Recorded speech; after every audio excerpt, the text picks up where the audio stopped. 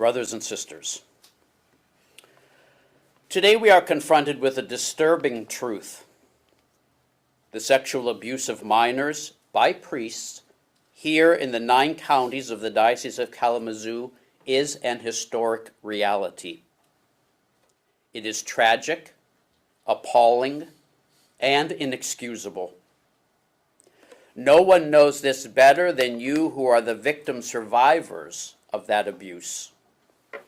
You were entrusted to our care, and we failed to protect you. There is no other way to put it.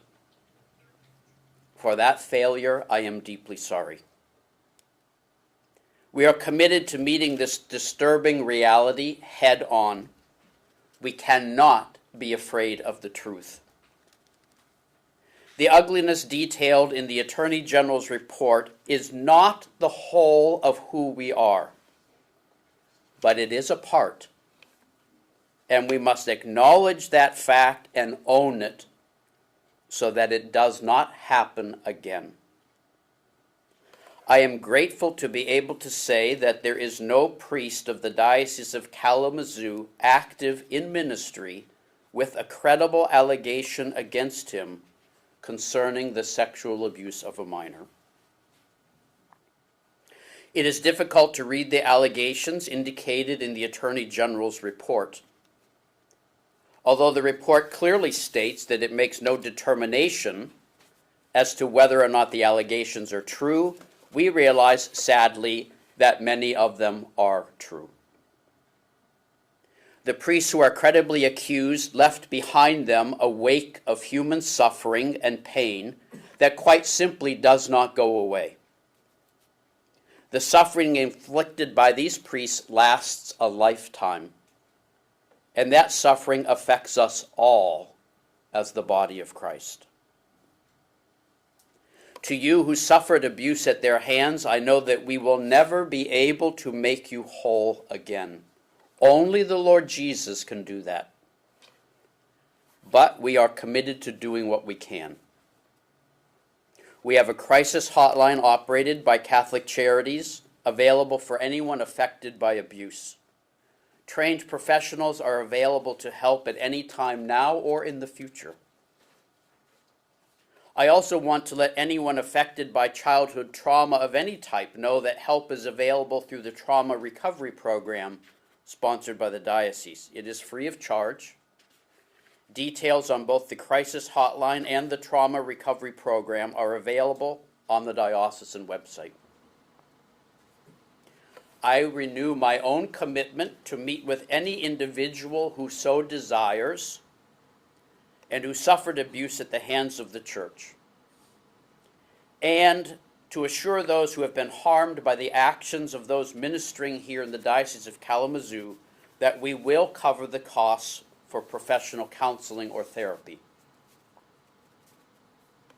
Our policies for protecting children and youth are some of the best that are out there, but that does not erase what happened in the past. We continue to strengthen our efforts to protect children and youth and to educate people to recognize signs of behavior that puts youth at risk. Later this summer, we will unveil an updated diocesan policy for the protection of children and youth. Once again, I need to reiterate that every instance of the abuse of minors, sexual or other, should be reported to the appropriate law enforcement agencies. And the Attorney General's tip line is on our website. Many of you are wondering what exactly is in the Attorney General's report for the Diocese of Kalamazoo. I'll take a few moments to point out what I take to be some of the key points. I would like to reiterate that the allegations in the report do not reflect a determination by the Attorney General's office that they are credible or otherwise substantiated or indicative of a crime. I am going to refer you to the report itself for the specific details of individual cases. With that being said, and taking into account the help provided by the Diocesan Review Board over the years, to determine which allegations are credible and which are not. This is the historical situation in the Diocese of Kalamazoo as best as we are able to understand it. First, I will comment on the number of alleged perpetrators of abuse. The report names a total of 19 priests, 12 of whom are priests for the Diocese of Kalamazoo, and 7 are priests from other dioceses or religious orders who ministered here. Of these 19 priests, 12 have allegations of sexual misconduct concerning only minors, 5 have allegations concerning only adults, and 2 have allegations concerning both. So of those accused of abusing minors, 12 only minors, plus 2 others who were in both categories, 14 total. Of those, 10 are alleged to have done so within the 9 counties of the Diocese of Kalamazoo, and the remaining 4 are alleged to have done so elsewhere. As best as we are able to understand, we believe that allegations against 10 of these 14 priests are credible. The review board was unable to determine the credibility of the allegations against Father Carl Peltz, as well as those against Father Gary Piment and Father David Otto, when those allegations were brought forward, turned over to authorities, and analyzed by the review board. If anyone has any additional information regarding those or any other of the allegations in the Attorney General's report, we would welcome it. In at least some cases, there is evidence that suggests that warning signs were either unrecognized or unheeded. I have no intention to attempt to defend those decisions. At the same time, I would be remiss if I did not mention the times in the report where church officials did try to act responsibly and do the right thing, even if it wasn't always well received. Now I will comment on the total number of allegations. There are 28 allegations of sexual misconduct with minors. 28. At this time, we estimate that as many as 23 of those could be credible. Now, not all of those occurred here in the Diocese of Kalamazoo. 24 of the 28 incidences are alleged to have occurred here in the diocese, and of those, we estimate that as many as 19 of those could be credible. There are 24 allegations of misconduct with adults, 22 of which are alleged to have occurred within the diocese. We estimate that potentially all 24 of those could be credible. Again, I wish to confirm that no priest identified in the Attorney General's report is currently in active ministry. I also want to highlight that the majority of allegations occurred decades ago, in fact, prior to the year 2000. We have made significant strides in safeguarding our children and providing safe environments.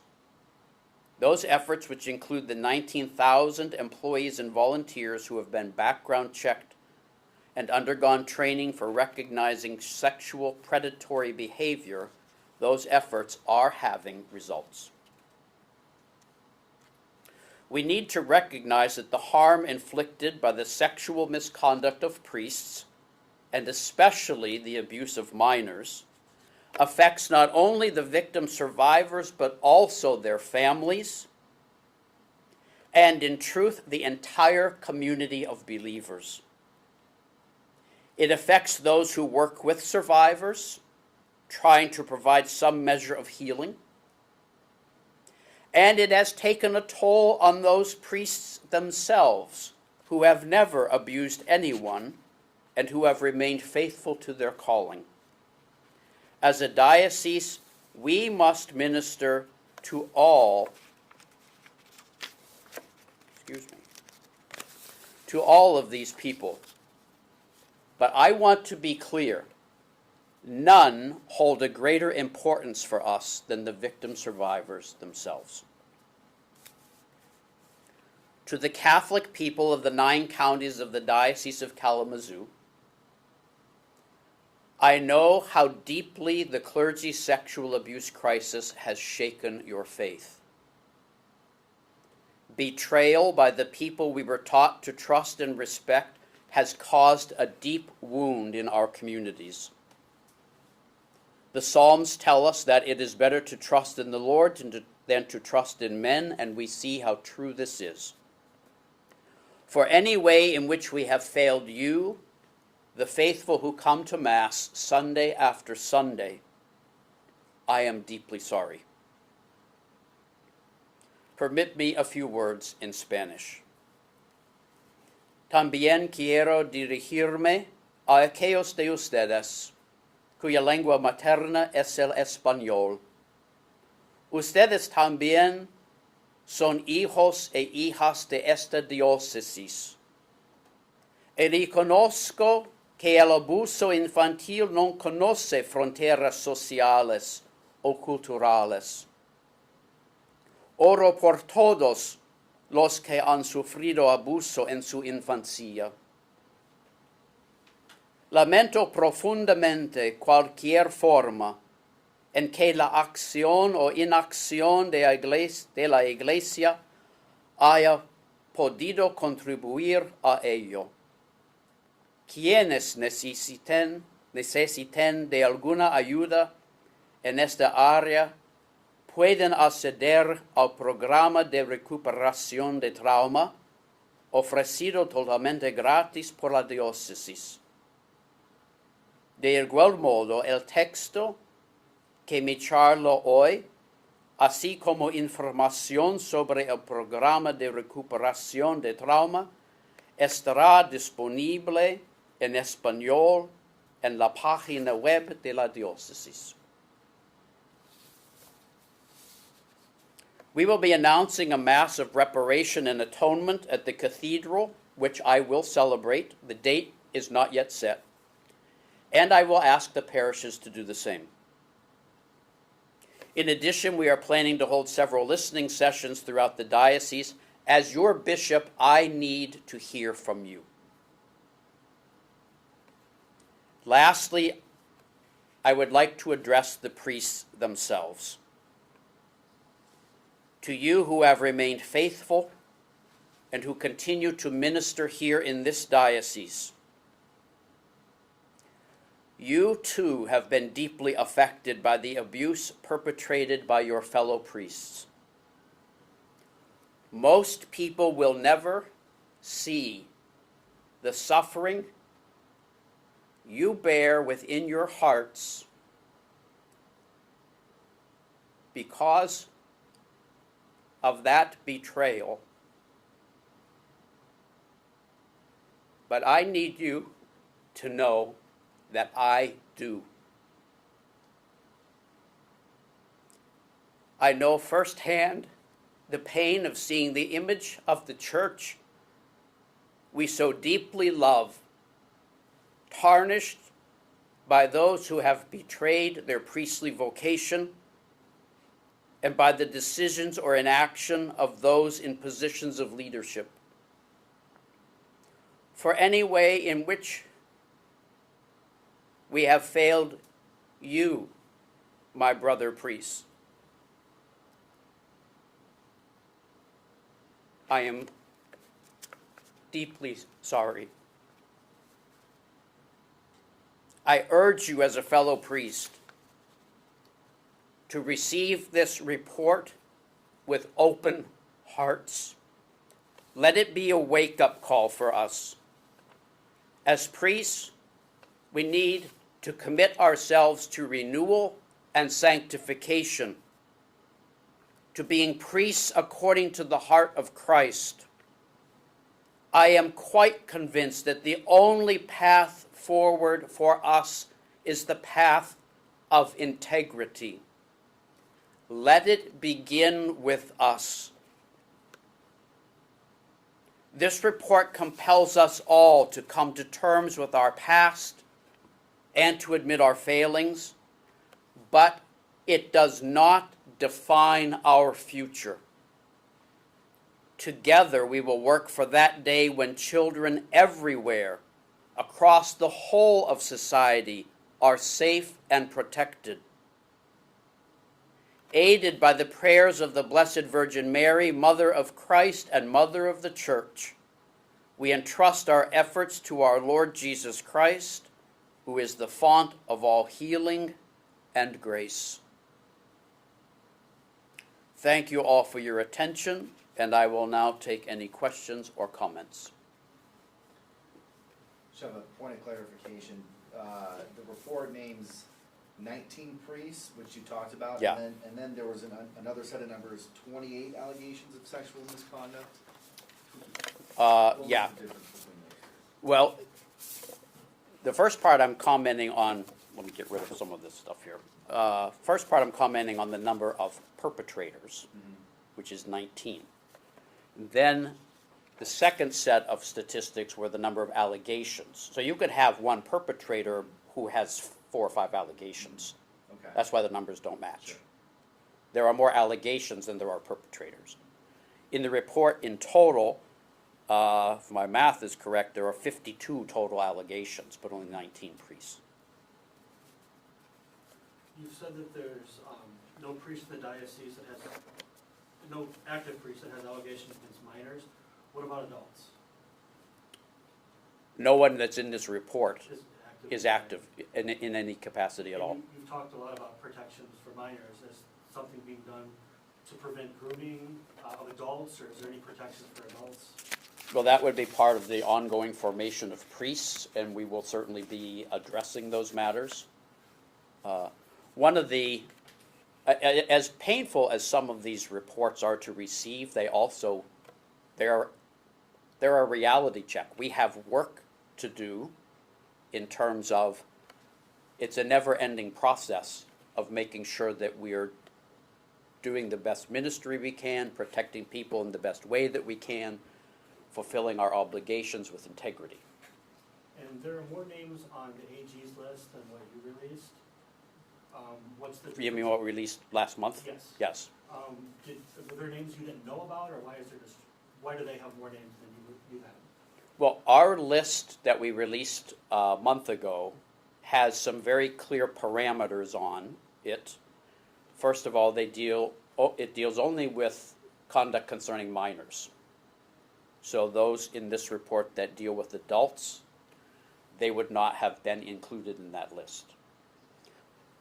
The list that we put out also says what we understand to be credible allegations. There are some here where we're not able at this point to understand whether to make a determination. The review board said it didn't have enough information to determine whether or not those were credible, even if they deal with a minor.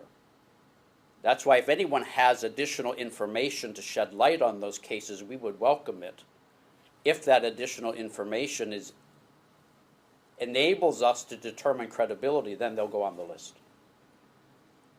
All of the people in the Attorney General's report are now on that website. Is that live now? It will be live shortly. Yeah. So we wanted to make sure that all the people in the Attorney General's list are on the exact same web page. They may or may not fit the parameters of that other list. The important thing to us is that their names are on that page.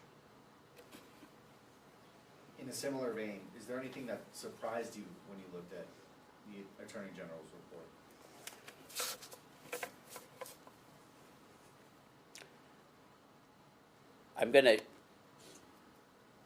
It's all new to me because I've only been here 10 months, okay? I've dealt with these kind of things before, so in terms of that, no, nothing was really surprising. All these allegations are things that have been looked into by the diocese, so I don't think there was anything to my awareness that we weren't aware of ahead of time in terms of like, wow, that name came out of the blue, we didn't know anything about that. I don't think that happened. You say in some of the allegations, you listed one where there's like 28 allegations, and the church believes that 23 of them are credible. What were some of the differentiating factors for you to say these ones seem credible versus these ones? Well, those were determinations by the review board going back quite a number of years. And the law enforcement, the reports we got from law enforcement, and all the information that the review board had in front of them, sometimes it's you just simply you have the stuff here, but there's just not enough information to say one way or the other. It could have, it could. So those are the 5 allegations concerning, if my numbers are correct, 5 allegations concerning 4 priests, where the review boards who looked over this said, we don't have enough information here.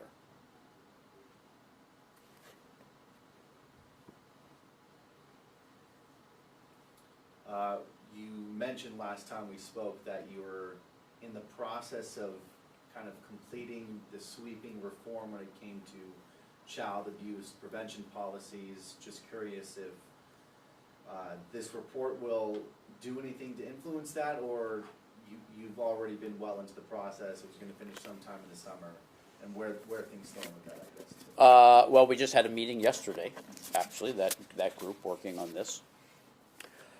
Does this report influence that? I don't think it could help but do that. But there are a lot of other reports out there from other dioceses as well, and so many of the commonalities between these reports.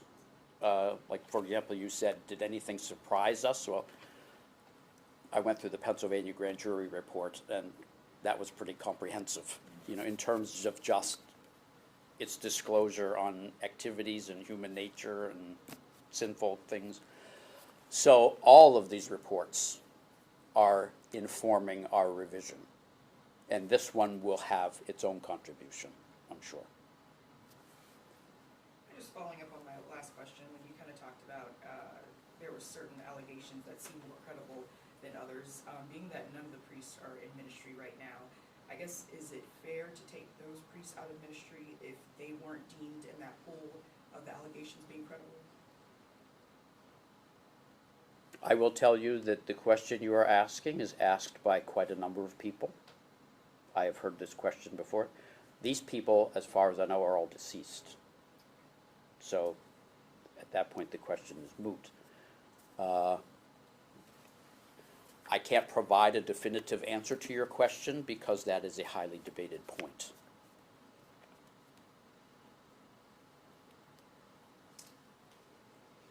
I will say, when push comes to shove, we're going to side with protecting kids.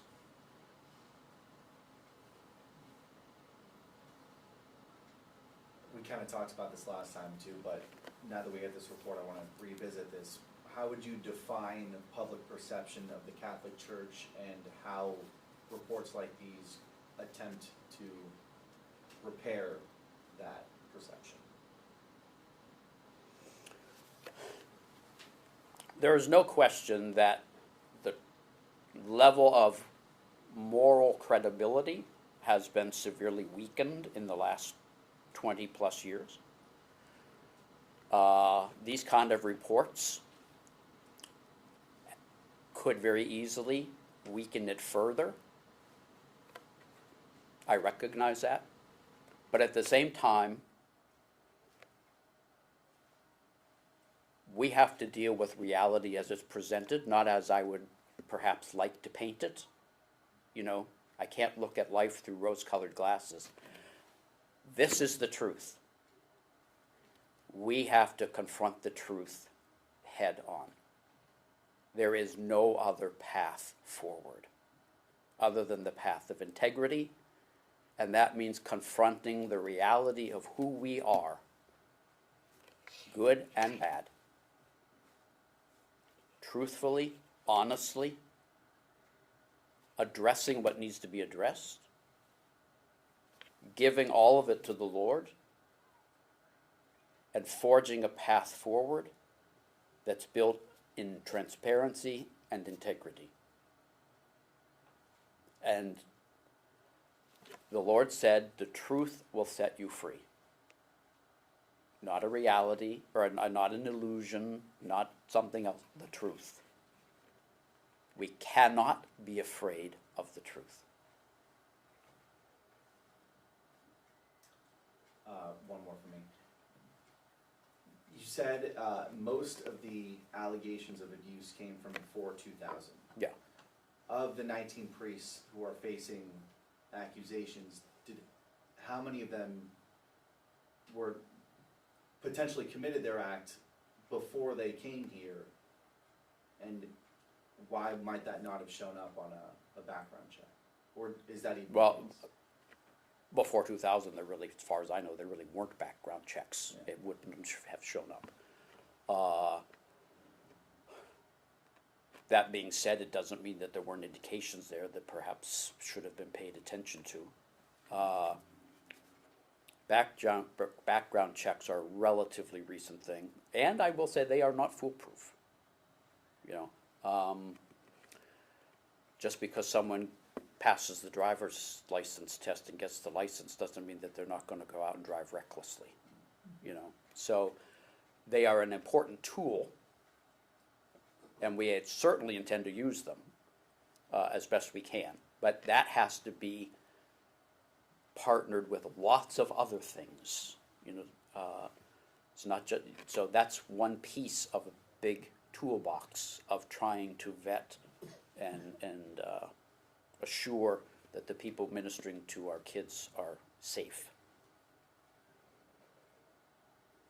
Do you know about when the background checks started? I know they weren't before 2000, but. No, I off the top of my head I can't tell you definitively, but it would have been after 2002, probably sometime around 2005, 4, 5, sometime around then. I mean, they're widespread now. I mean, public schools, private schools, practically everybody that works with kids has to go through background checks now. And that's a good thing. Hi, Bishop. One of our submitted questions from Megan Bunchman at Wood TV. Why did the diocese hold a last-minute conference just before the AG release conference at 11:30 today? Well, we actually were planning to go earlier, but the report was delayed coming out. And they have one at 11:30, so we had to try to fit ours in. Thank you. It's not an ideal way to do it, but yeah. And of course, we're available later.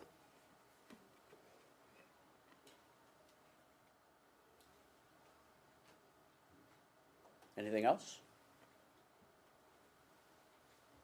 Okay, well, I want to thank all of you for being here. I want to thank the people of the diocese, and we are relying on everyone's prayers. This is dealing with child abuse especially. It's everywhere in our society. We have got to be willing to talk about it, to address it, to acknowledge it, and bring it into the light if we're going to make any progress at eradicating it. So, thank you for being here, and like I said, we commend everything to the prayers of Our Lady and through Christ, who is the font of all healing. Thank you.